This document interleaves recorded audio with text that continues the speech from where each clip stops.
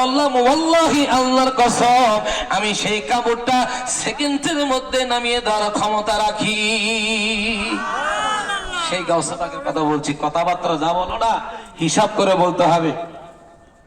একটু কালেকশনে যেতে যেতে হবে, সময় কম আমার 10 মিনিট। ইদরু ধরে আল্লাহুম্মা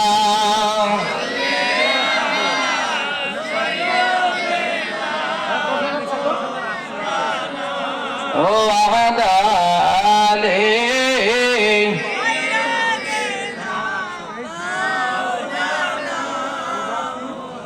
আমার কপাল গেছে পরে রে মনের দুঃখ বলিবে কারে।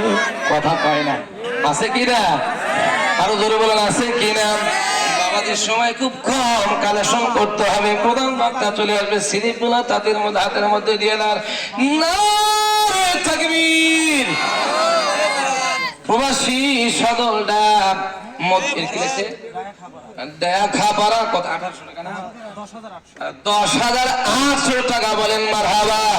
নারে তাকবীর, নারে তাকবীর। প্রবাসী সদল ভাই বলেন মারহাবা।